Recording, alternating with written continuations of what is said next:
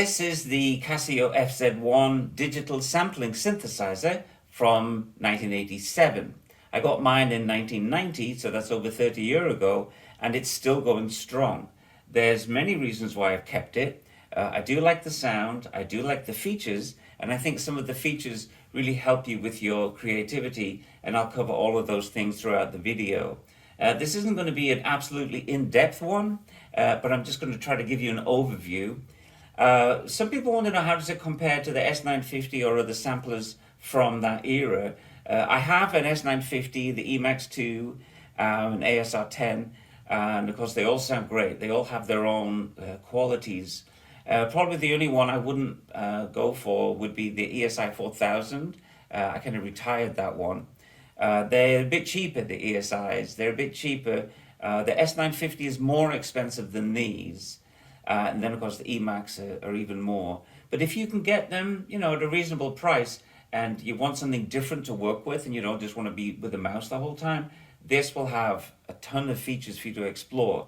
The first thing I was trying to demonstrate there, I just picked up a D20 recently, and I was going to do a video on that, and I was doing some sampling. And I realized that, although I've had this machine for 30-odd years, I didn't realize it had 64 layers of velocity switching. 64 layers. So you can, that's what I was trying to demonstrate there. I think a great use for that would be MIDI pads. If you had one MIDI pad set up, you can, just groove up to 64 different percussion sounds. You've got two pads, you've got 128 sounds to play with.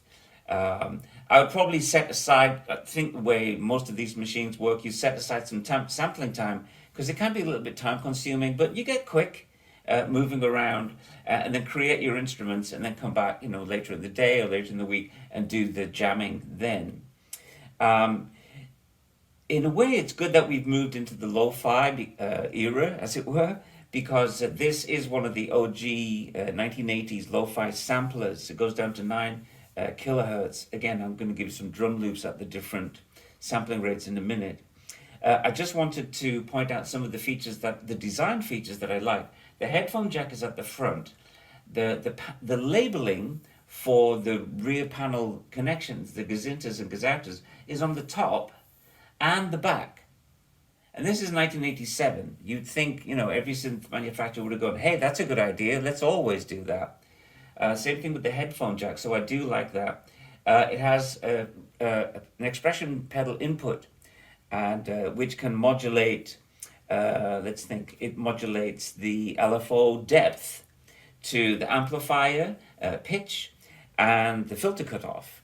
And it will also modulate the amplifier output and the filter cutoff as well. So you've got the LFO depth being controlled and the amplifier and filter cutoff being controlled.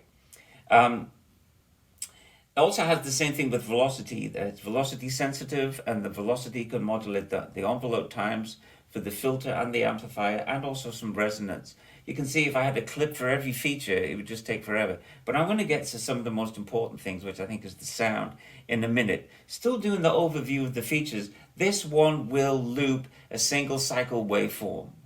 The S950 won't. At least I couldn't. I couldn't get it to go that short. This one will. And again, because of the graphic display here, that's what really sets it apart from the other machines, is the graphic display. You can get in there and loop. Take that loop from the opening.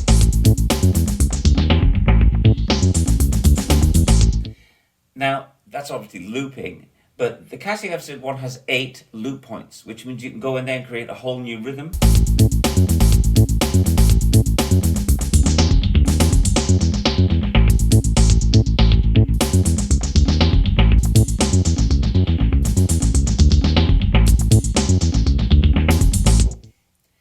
You get the idea. So you could get one rhythm in there, and just with these loops, it'll never repeat itself. For a minute, you can have it looping at different loop points.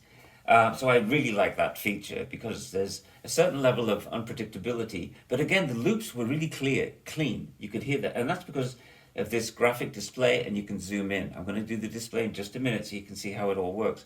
I wanted to say, though, that you push all the sampling stuff to one side, as if that wasn't enough, as if it wasn't enough to have a killer sampler. At least, in my opinion, it's a killer sampler. It's actually got a fully fledged synthesizer inside it. That's why it's called the digital sampling synthesizer. It has built-in synth, which again, I'm going to have to cover separately in this video, but I can't cover comprehensively. But I will be covering what's involved, and then you can see if that's something that you'd be interested in taking further. So, because the display screen is such a big deal and kind of sets it apart from other samplers, even the ASR10, doesn't display waveforms. And I'm a big fan of the ASR10. So I'm going to change camera angle and show you a close-up of the screen, and then we'll look at some looping and the envelope, because it will show the envelope shape as well. Okay, so here we go.